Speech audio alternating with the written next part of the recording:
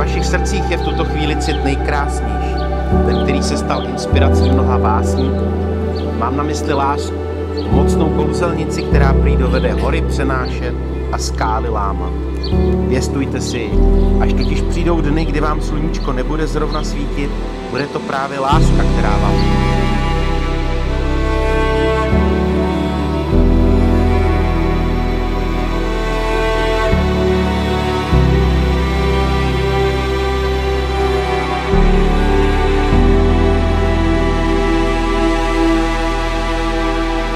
Láska sama o sobě však nestačí.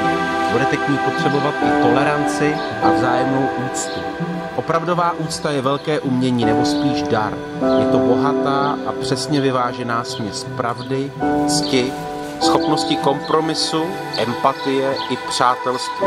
Prokazujeme ji těm, které máme nejraději a kteří jsou nám nejbližší. Ale úcta nemůže být jen jednostranná. Pokud ji někoho obdarováváme, pak bychom ji také měli dostávat.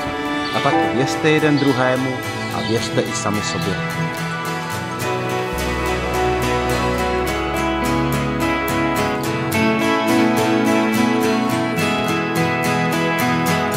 As long as you are by my side, all along the way. As long as you are in my eye, I can see it through.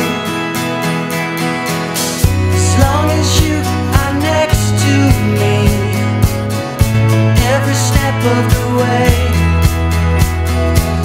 As long as you are there for me, I'll be there for you.